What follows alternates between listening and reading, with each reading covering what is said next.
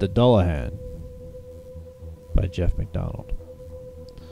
The Dullahan is known as the mythical headless horseman and the embodiment of the Celtic god Crom Dubh, a malevolent harbinger of death whose roots lie in a pact with Satan himself.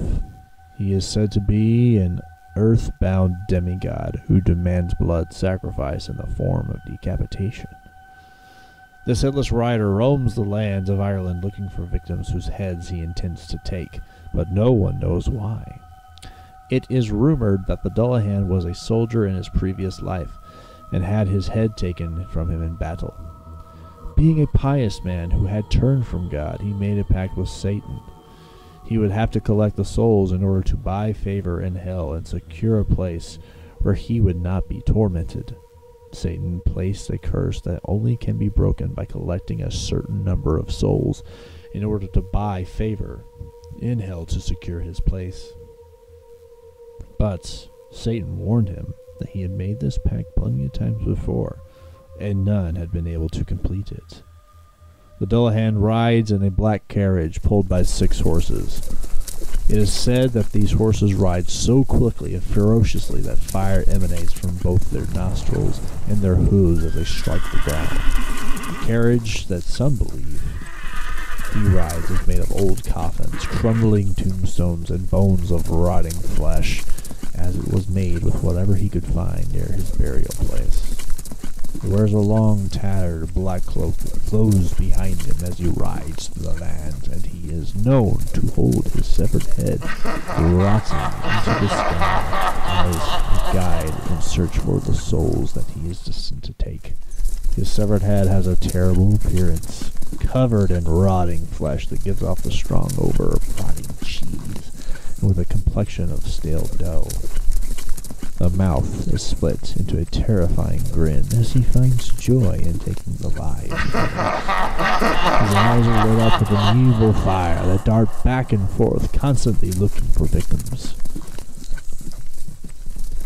No locked gate can stay closed when he approaches. They burst open to let the evil Dullahan through, and close on their own after he has finished. As he makes his way through the towns and villages after dark, the people hide behind their curtains. To look him in the eyes will immediately blind you, as he will whip out your eyes with his whip made from a human spine. He has the ability to speak only the name of the person whose life he wishes to take. But once the Dullahan states this name, that person hears it, their soul is drawn to appear to him, and there is no defying this call. The Dullahan is believed to appear after sunset on ancient feast days, which is when the people know to be most wary of looking outside after the sun has gone down. The only thing that can frighten or harm him is precious metal, which, when thrown on the ground before him, can cause him and his horses to suddenly stop in their path and turn and flee. Ireland during this time was a very poor country. Families weren't likely to possess gold, so he felt confident.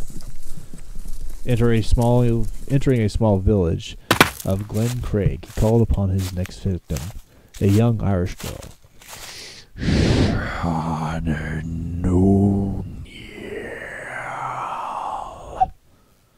And when she appeared in front of him, he spoke her name again, but she did not come close to him.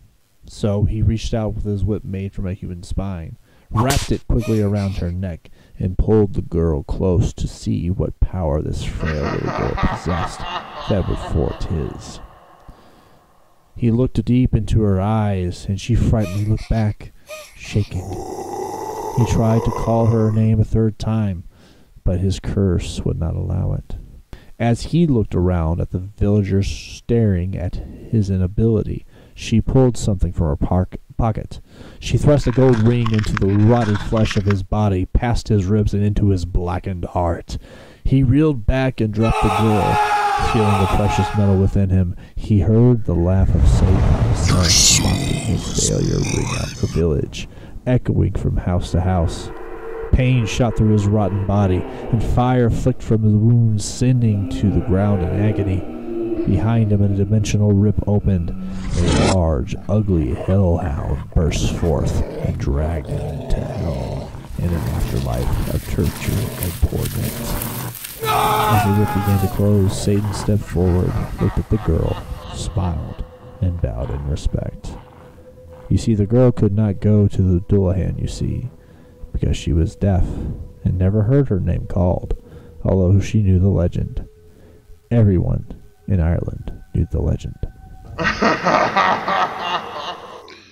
Alright, special thank you for my friend David Duncan, who did the story reading and the voices, and did a great job. Go check him out on his YouTube channel, Davestruction Duncan. He does all kinds of videos on there. You're going to love him.